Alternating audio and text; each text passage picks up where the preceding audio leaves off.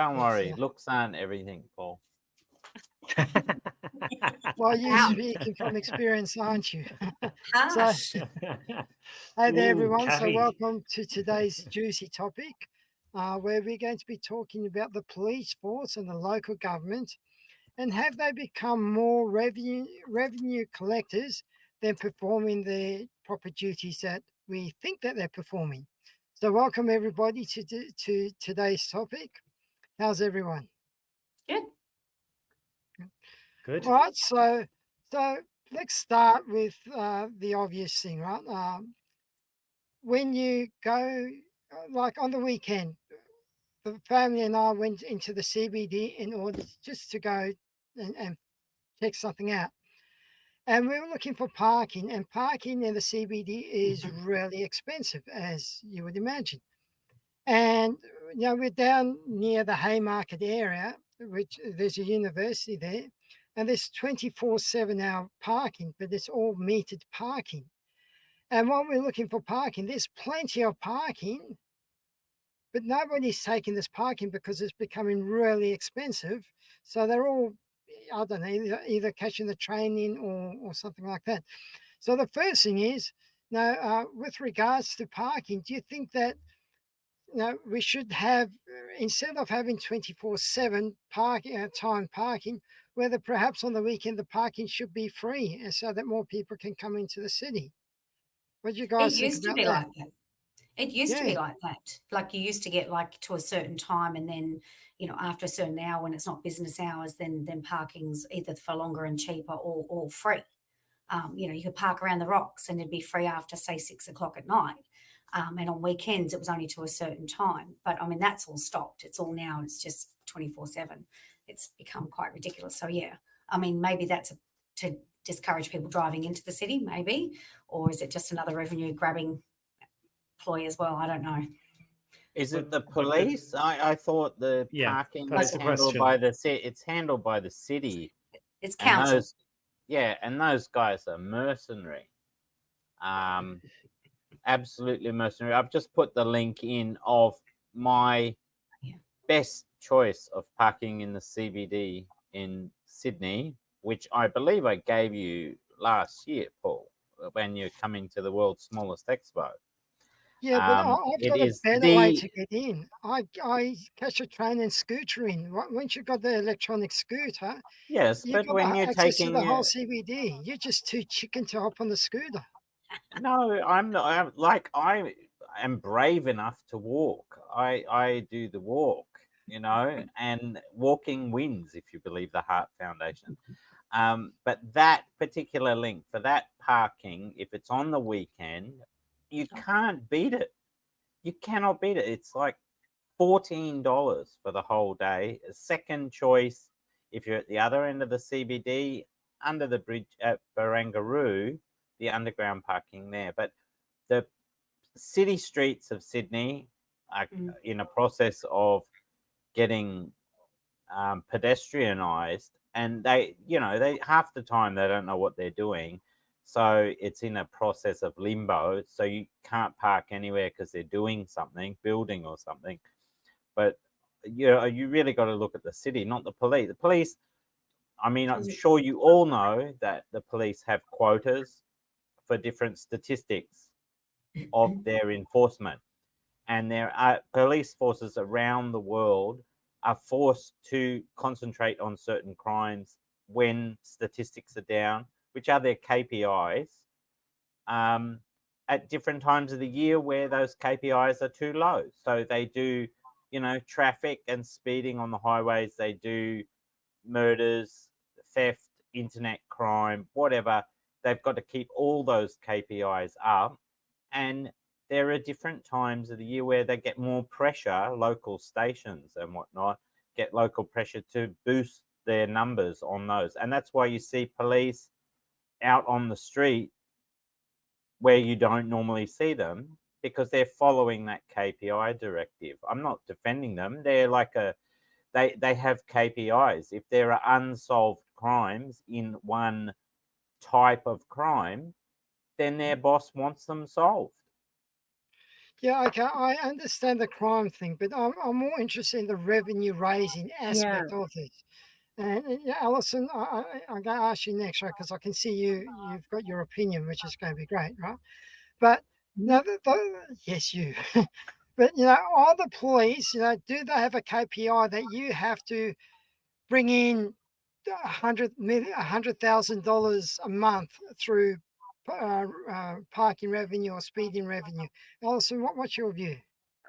And that's what I was coming to. Adrian was saying it's part of their KPIs, which means that it is about revenue collection. And I agree with you that, they might have KPIs, which are what most organizations have to make sure that they're meeting their targets. And coming from a defense perspective, it's always about what your key role is. If you're there as a law enforcement organization, then revenue raising is not your job. You should be funded by the government so that you don't have to raise revenue, right? But unfortunately, I think that is what happens with police, which to my mind is wrong. That is not their prime function. If they've got a bit of time off because there's no murders, hey, happy days, maybe have a bit of downtime. It's virtually about looking at what their key role is and what the needs are for the community. As far as in the ACT, we actually don't have local governments. And our territory government is absolutely crap. I don't know how they're still in power for all these years. Actually, I do know because we don't have a reasonable alternative, and that's what happens. If you don't have reasonable politicians, you end up with crappy government.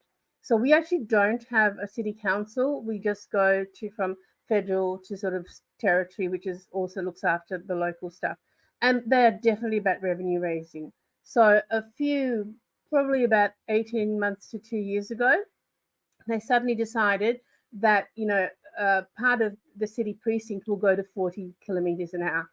And it's not where there's necessarily a lot of pedestrians or anything like that. And it's not, and I get with Sydney with the traffic on the weekend that you might actually have overcrowding. So you tend to sort of, limit that by having paid parking to limit that kind of supply and demand equation. But in Canberra, it was definitely revenue raising because it wasn't only in the area where you had people crossing roads and stuff. It was all around. And I actually got pinged 3 times. So I am a little bitter about that, I will admit. $330 a time.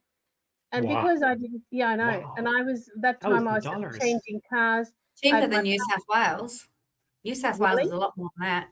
You get Wow. Well, paid. I was changing It's about cars from my 700 bucks. partner's car to my daughter's car to my car, and so I didn't have wretched. Now, what I do is I always put my cruise control on, so I don't go past the wretched 40 k's. So I ended up Yeah. paying $1,000 pretty much in three. And you might say, okay, well, you're stupid, Alison, because how did you get sort of pinged 3 times? But you get into this sort of you're in this false sense of security. You're lulled into this sense of that you're driving along. There's nobody around. One of them was like late in the evening, and I didn't realize that that was a 40 kilometer zone because that was quite new to the process. So I really objected to, um, uh, just being, a source of revenue, as you say, for the government. And I mean, if there's a safety thing, fair enough. If there's a supply and demand thing in terms of parking, I get that. But otherwise, I'm sorry, Adrian, I just don't buy the KPI argument for the quotas. I think from a policing perspective, I don't believe that's their job. That's But me. they don't get revenue from murder investigations. It's only traffic, really. They don't get money and collect fines for But people who Adrian, infringe people's trademarks. However, I will tell you my experience in Thailand before any major public holiday. The police are absolutely on every corner entrapping people for speed and stuff like that, and broken headlights and things like that right before a public holiday where they're required to give like a cash gift to people in their family, and they're definitely collecting money. It is not going to the government, it's not going to the police force, it's going in their pocket, and they're buying their mother, offsetting the cost of her house or something. But in Australia, what can the police, they can't take um, they can't take money off a driver on site, can they? okay, so Adrian, I want to bring this to the forefront, right? You turn around and say they don't get paid for the murders, right? But why do they have to revenue? Why do they have to collect revenues in the first place? Aren't they meant to be funded by tax dollars? You mean you Yeah, you the turn around and say they the don't get money from murders. Okay, well, I get that they don't get money for solving murders, but why should they get money from revenue raising?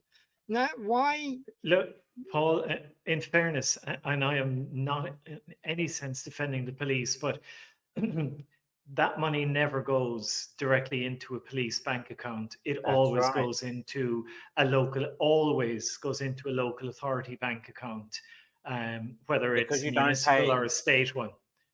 because you No, don't no, they pay it make, immediately. You don't pay it yeah, on site. yeah, that's correct.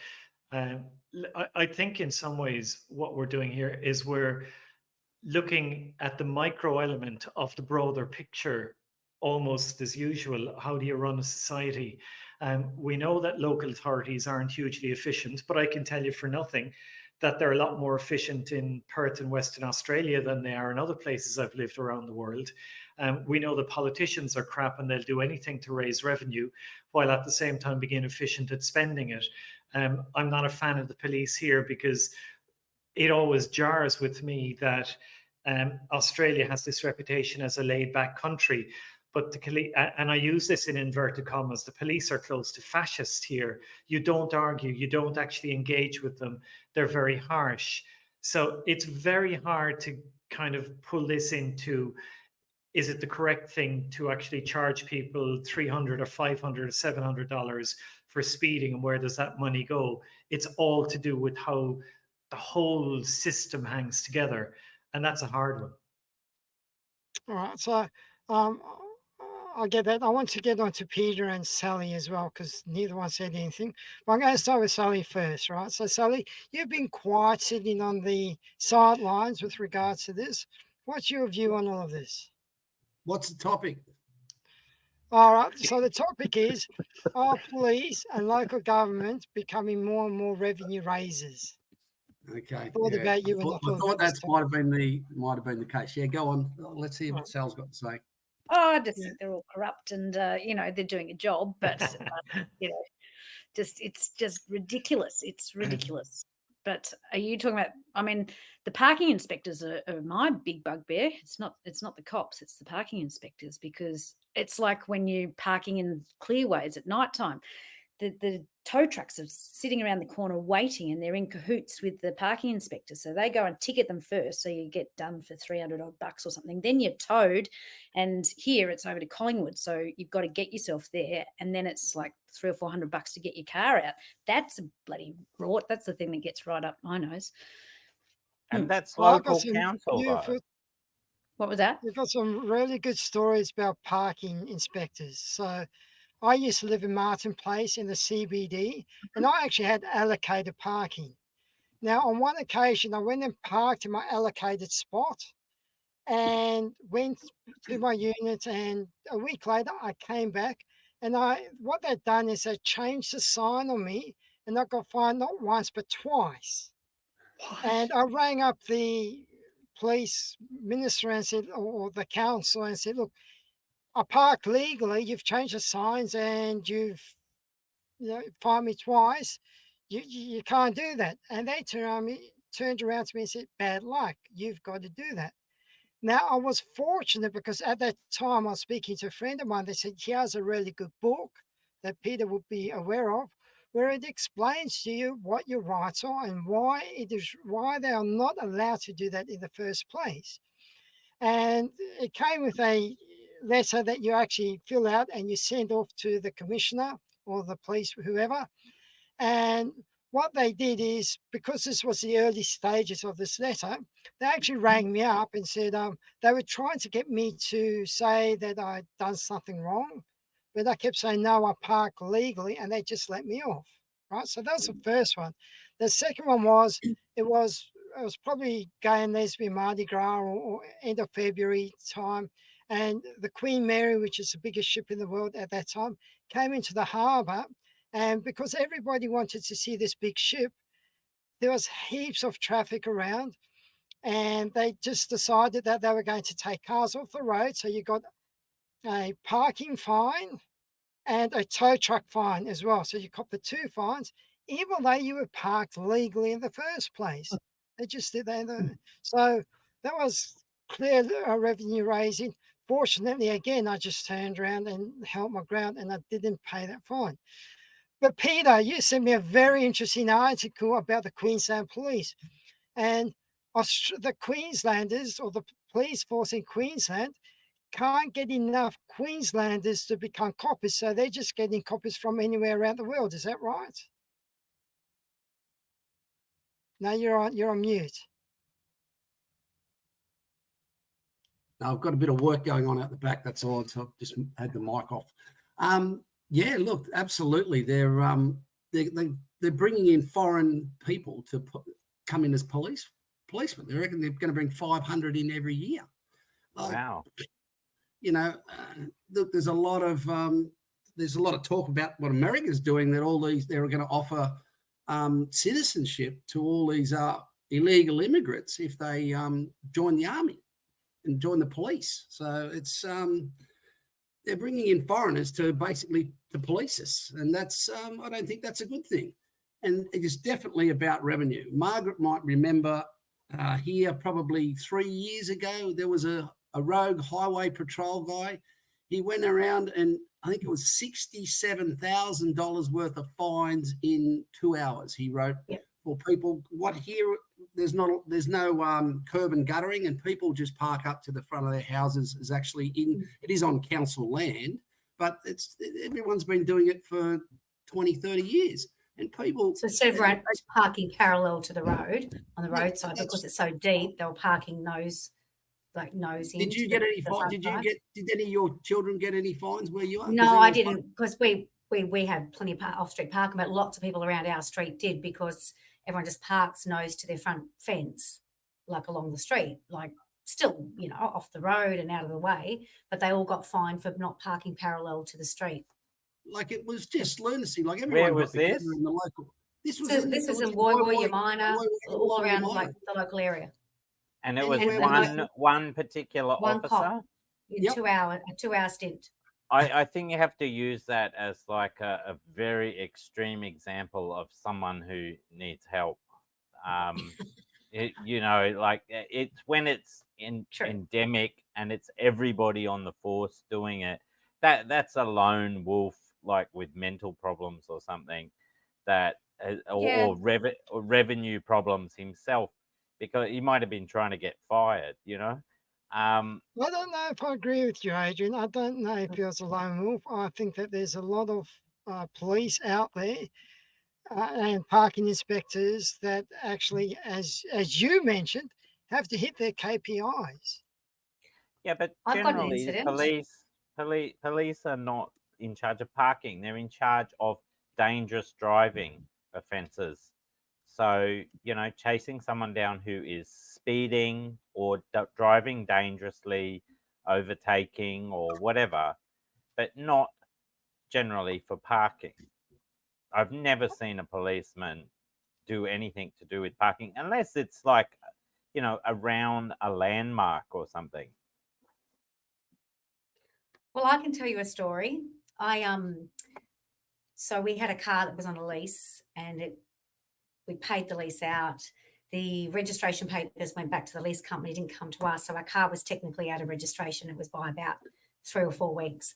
We got pulled over by the police, car's out of rego. Okay, fair enough. We weren't aware of it because you don't have stickers these days to tell you, and we didn't get the paperwork. So we got hit for the fine of $795 for driving a car unregistered, $795 for driving a car. No, actually, it was $1,400 something for driving a car that's uninsured. Of course, it wasn't covered by the CTP. And then a discretionary, another $1,495 that the motorway, the highway patrol could have not done, but chose to do. It's like a combination of the two of those things. And it's like they can either charge you for it or not. So it was about $3,500 before we even then had to go and register, insure, and get the car back on the road. Blue slip, the whole works. So that could have been effectively at the most a $1,400 fine, turned into nearly $3,000. We didn't argue with them. We weren't rude. We were completely unaware. We didn't do it intentionally. It was just a administrative error. And I'm sure other people say that as well, but that was fact. And we had all 4 kids in the car. We'd just been away for the weekend. Never done anything like that before, but that turned into, he could have given us actually an $800 fine at most, but he chose to give us all 3 because he could give us all 3. So he did, because it was a long weekend. So what was the total amount you paid? Nearly $3,200. Just for and then I driving still had to an register my unregistered car, pay insurance. Yeah. So it was about a $5,500 weekend. I want to ask you this. What's the definition of registered? It's in a register. Do you agree, Brendan? Say that again. The definition of registered. It's in a register so they know what kind of, where your car is and who owns the car. Is that what the definition The ratio? Yeah. Look, as I understand it, yeah, it's a licensing oversight control situation, which is absolutely legit. If you've got a 2-ton piece of metal flying around the roads and something goes wrong, you got to know who owns the thing.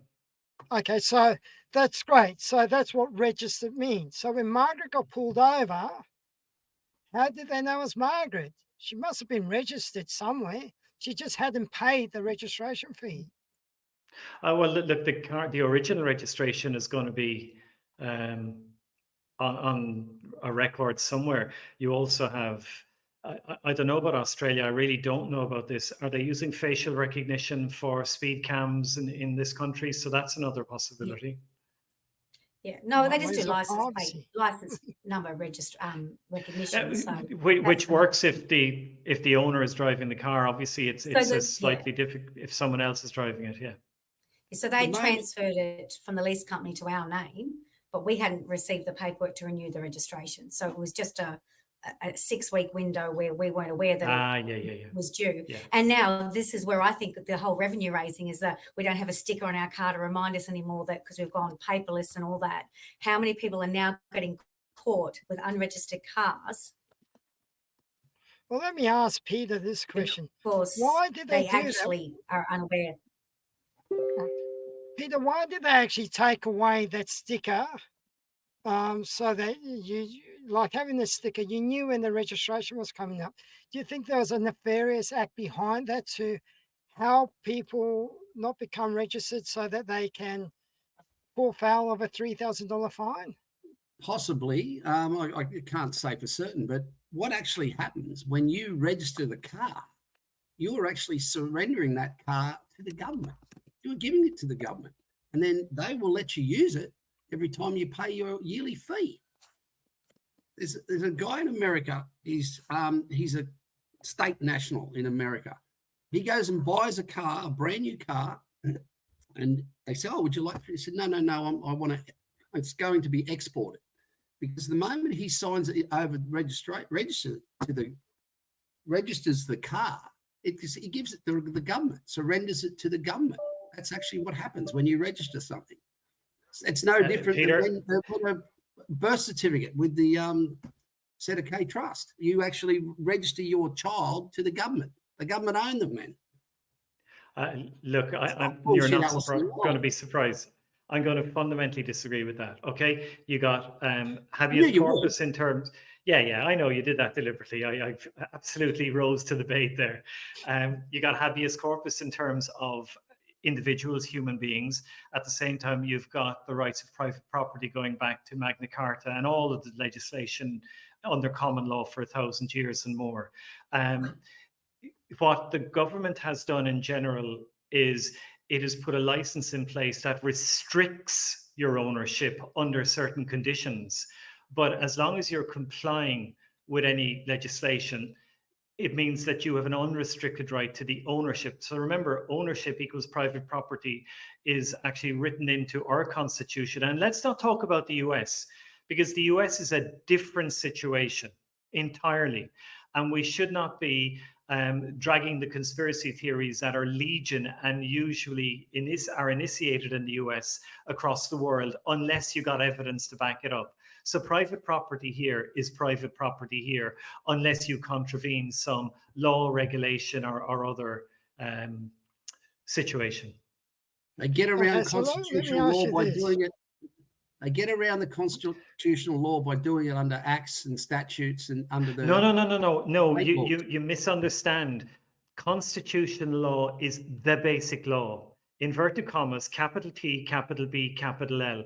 You cannot get around the Constitution. What you can do is you can appeal every local and federal law up to the Constitution. And if you actually can afford that, which nobody can, if you can afford that, the Constitution determines what the actual situation is. There's no appeal from constitutional law.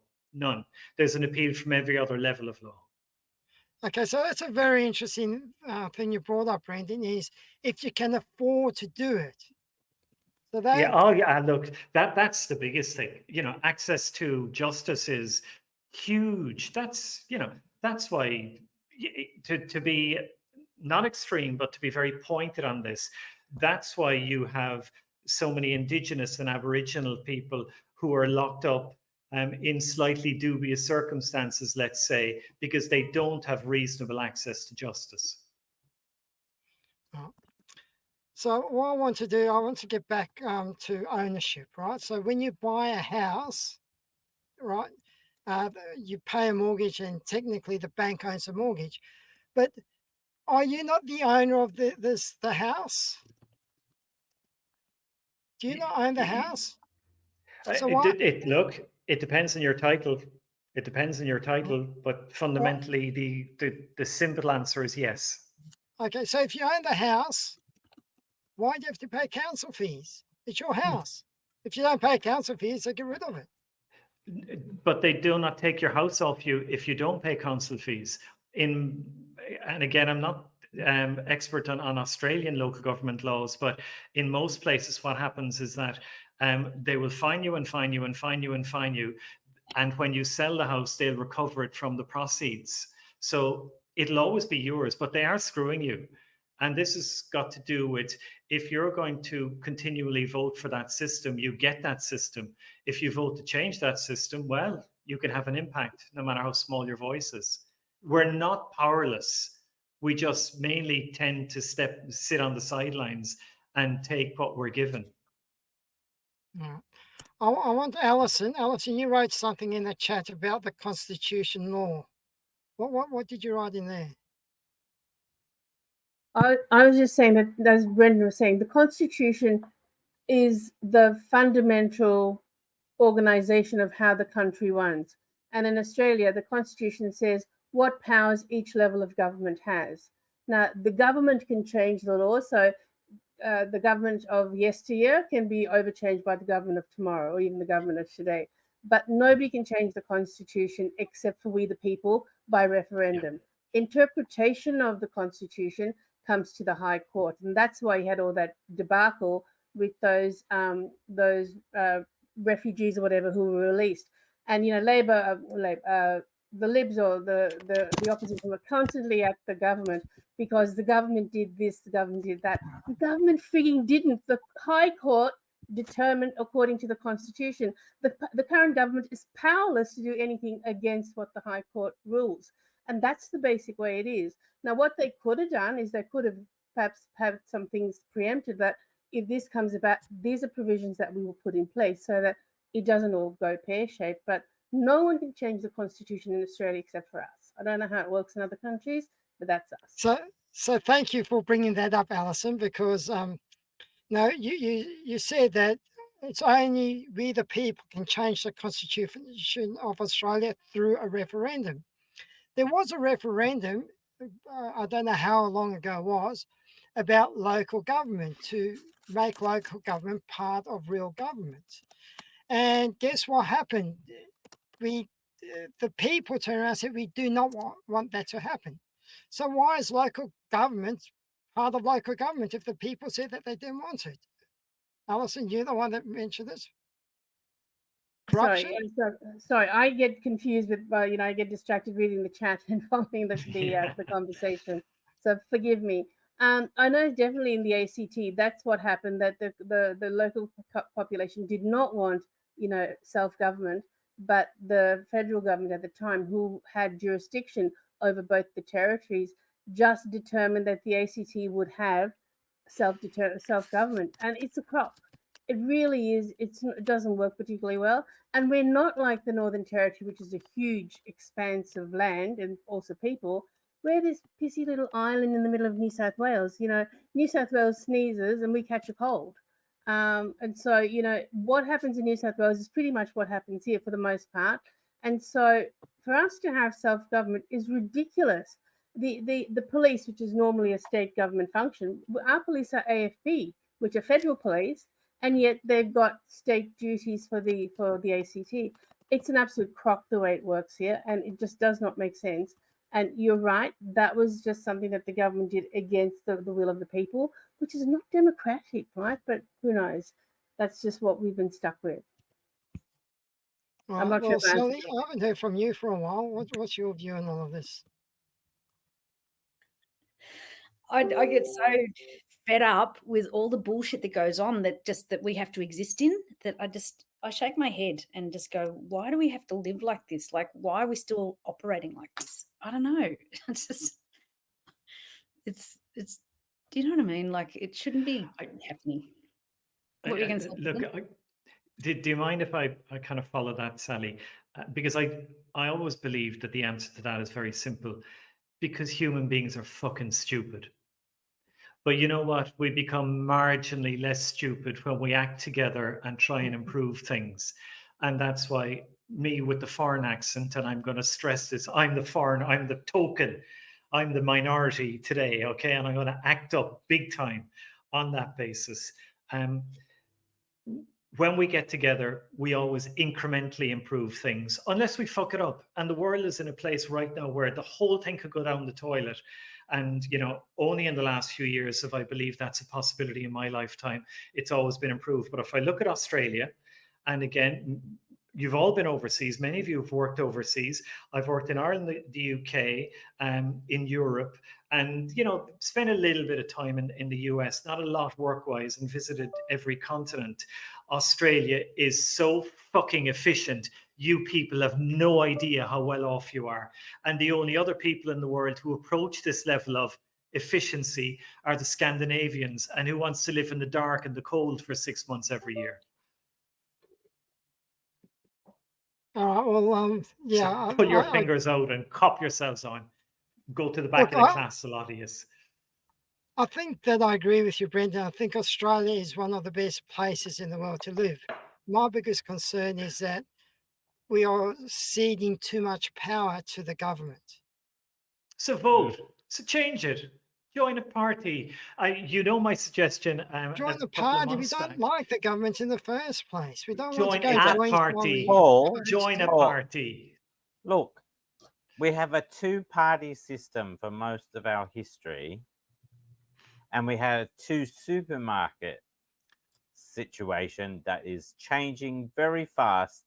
And also in the last election, it was not just a two-party race, certainly in New South Wales. And that's just taking time. But like Brendan said, I have to agree. I mean, I have lived overseas, and coming back here was like, okay, there's a lot more controls to where I was overseas, but you've got to balance it out.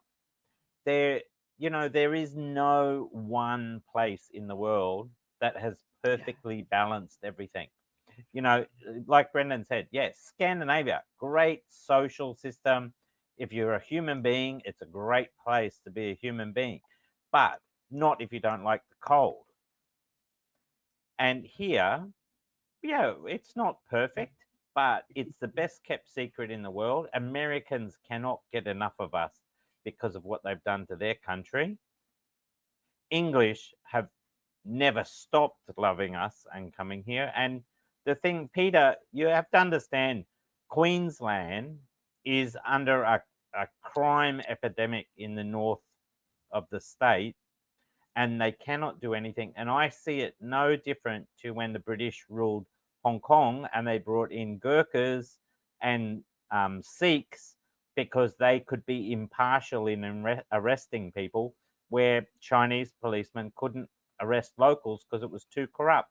And I think they have that situation a little bit, and they've had that a lot in Queensland over the decades with different governments. Sometimes you need to bring in outside police to make the arrests because there's too much baggage with the citizens and the police force. And they also have a problem. Queensland Police changed their recruitment laws 3 years ago to only hire female officers because they wanted to correct the gender imbalance. Now, that may have been a bad decision or a good decision, but there are people up in Townsville and Cairns and the other big cities like Mackay that have huge problem with youth crime at the moment that is not experienced in any other state. Now, if you've got corruption with the police, which Queensland really has had a lot of through history, having foreign police officers like we do in my wife, who's born overseas, cannot believe the diversity in the police in Sydney. Okay, you can walk down the street on any corner in Sydney and you can't pick where the police are from. And I think that's a good thing. It's an admirable thing.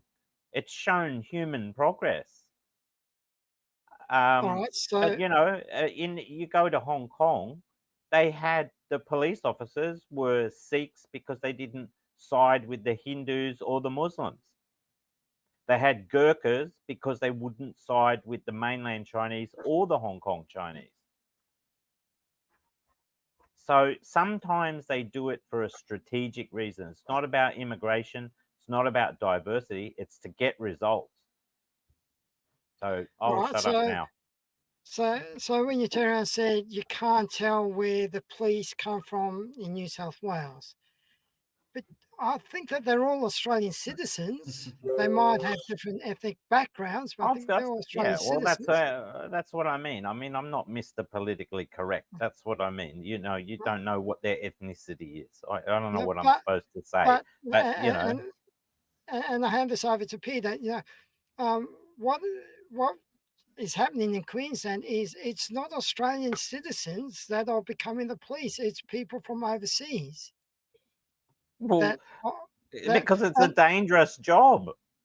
It's like mining is a but is it a dangerous dangerous job. job, or is it because the police, the people have turned around and said, I don't want anything to do with this police force because I've become a revenue collector? Go on, Peter, what do you think? I couldn't agree more with you. There's a lot of police that are just over the system. Who have been in it. And they're just gone. It's just getting crazy. And we talked about the constitutional law before. We haven't got one because our country got usurped from us in the 70s when Gough Whitlam joined us all up for Medicare. We are living in a constitution. With our constitutional law is in. It's still there. You can still get it in the High Court, but you try and get into a court and get a standing and get it held under constitutional law. It's not easy. Our country, we were. You ever heard of the Queen of Australia? Does that exist, Brendan? Well, it's the king now, yeah. Well, King Charles, he's in the Constitution. And surprisingly, I wouldn't be a huge fan of the institution, but constitutionally, he's the head of state. So they say. But the thing I is... know, he is. Constitutionally, legally. And you know that, and I'm not a citizen yet. Resident, but not a citizen. So I actually will have to stand with my fingers crossed behind my back and swear an oath to King Charles, his heirs and successors. And that's going to be a tough one for me. All right, so we're running out of time. We're running out of time. So I'll just finish with the story. The first thing is the amount of times I've heard of people going to a star chamber, which is a judge, turning around and saying, I want to use the constitutional law. And the judge says, don't you dare bring the Constitution into my courtroom. And a real life example was I had a friend of mine who was fighting the ATO, the tax department, and he decided that he was not going to be under the law anymore and wanted to claim his freedom from under the law.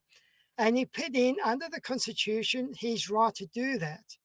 and I had to go there to be a scribe in order to write down. Oh, I've got in order to write down what was actually being said in the court.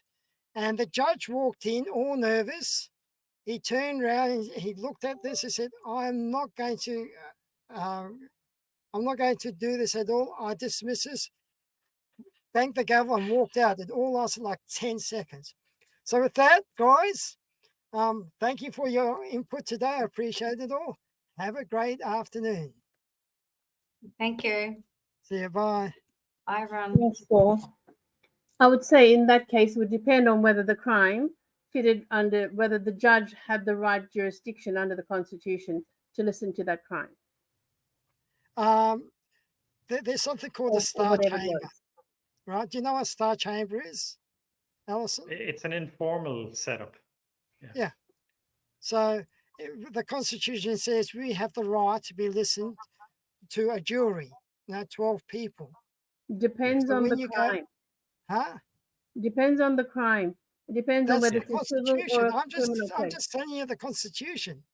That's what it says in the Constitution. You have the right to be. You have the right to have people sit in judgment with you, not one person sit in judgment, and that's a star chamber. So when you Yes. walk into a court and you say, "I want a jury to listen to my grievance," the judge says, "No, you have to listen to me." He's taking the law. He's becoming God. Uh, Taking the law into his own hands. I would still question whether that is actually, what you're saying is actually true under the Constitution. Because I know that there are some cases where you only need a jury of 6 people, you don't need 12. I think that's probably civil cases. And in some civil cases, you don't need a freaking jury, right? So I'm not exactly sure what the Yeah. situation was. And of think it's- course, there are various levels, whether it's a magistrate or whether it's a judge, whether it's a high court or a Supreme Court or whatever. It is so complex. And in many ways, the law is an ass, but for the most part, it is there to protect us if we work within it. It's only when it's exploited by whomever for the wrong reason, well, that's what exploited means, I guess, that it doesn't work for us. But if we work within it for the purposes it's meant, and hopefully, yes, we do have people who are in positions of authority, who are who are not corrupt, etc., then that's what we've got. And whatever it is, as Brendan said, there's a whole lot more that we have here that we should be grateful for as compared with what other countries, the regimes that other countries operate under. So, it might not be perfect, but it's kind of, I think, to some extent, not as bad as it could be. Does that mean we should be complacent? Absolutely freaking not. That's why we have elections. That's why we need to stand up. That's why we need to say, hey, you're crap, get out of here. And I agree with, I think it was you, Paul, who said to maybe Sally, if you don't like it, then stand for an election. If you don't want to align yourself with a party, don't. Be an independent. Look at those teals, and I'll go. Yes, of course, not just the teals have been teals. There funded. are like scores of parties. Scores of parties. Yeah, but at the end of the day, Adrian, you want to vote for Mr. Greenie over there. He ends up giving your vote to his preferences to one of the two. There's always one of the two parties that's going to get in there. It's either going to be Labor or Liberal. Hey, everything needs a step. People are very happy that we don't just have two supermarket chains, and we don't have just two political parties, and we don't just have 4 banks anymore. But people are changing. Yeah, they're all the same bank anyway, but that's another discussion. But the main thing is, you don't have to go for the Greens. There are, like, when I say scores of parties, there are heaps of parties, and all you need to do is vote for them. But you do, but it still ends up Labor or Liberal. No, Well, it doesn't, Paul. It doesn't, Paul. If people, who's in power now? The Liberals. Who's in power in New South Wales? The Liberals. Or is it Labor? The Labor. You see, that's how much I'm paying attention. It's a shame Sally's gone, but they use who was it over the COVID, the politician over COVID? Dan Andrews. Dan Andrews. Dan Andrews. Everybody hated him. Guess what? He got back into power. How did he get back into power? No one voted him. they voted other parties that gave him the preference. That's how he got back into power. Well, but it's too defeatist to say you just go and vote for I the other agree. two. You have to have faith. Yeah, yeah. There, I mean, we even at our station, we advertised a woman who was an independent for the local election. She was a new incumbent. No one had ever seen her run before. Out of 7 candidates, she came 4th. She was the only one that did local radio advertising out of all 7 of them, and she came 4th. That should give you some hope that, okay, she's 4th this year, maybe next year, maybe or next time, the next Agree. time. But you cannot be fatalistic about politics when we are in what I regard as a very safe country for the And most thank God part. it doesn't take money to buy a leader, and it doesn't take Yes. money to buy. I mean, I know that we have people who contribute to the coffers, etc. But in America, you cannot stand to be president unless you've got zillions of dollars behind you. So you And might they be changed the law too. yeah, I don't know. But and of course you can't be foreign born as well. In which case, Julie Gillard would never have got a Guernsey here, love her or hate her. I Nobody think would. I'm a great fan. But there are a lot of people that have been given the opportunity to serve the people and have done so in a particularly to the best of their ability. And I said I'm a Julia fan for a whole host of reasons. But anyway, yeah, I think that we don't have a perfect system. But as Adrian says, where is perfect, right? And it's a hell of a lot better than a whole hell of a lot of other places. And thank God I And live in look, this. I'd like to So make my one other argument- On that comment note, as well. guys, I gotta go. See you, See you at Margaret. work. See you, Margaret. See you guys. I- Nice chat. I'd like to make one other comment as well, in that we forget about timing and time scale. So if you read the history books of the first half of the 20th century, from Federation to the end of World War II, etc., you go, God, didn't Australia change? And wow, it was this then, it was part of the British Empire, and it was this, and then it became that, and it's all changed for the better. But you forget it took 50 years. It took huge reconstructions, huge dislocations, huge kind of conflict, the creation of political parties, the demise of political parties.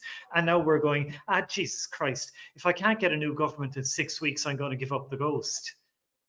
It takes time. It does take time. And the biggest point is, because we're in such a stable situation, we're giving out about things that we shouldn't be giving out about. We're not focusing on the fact, and I've mentioned before the juice media and honest government ads. They do a particularly good one on the two-party system and how it is corrupt, and how they do scratch each other's backs and make sure that the funding works for them and doesn't work for the small parties and the new entrants to the political scene. But at the same time, you still have to sit back and go, you know what?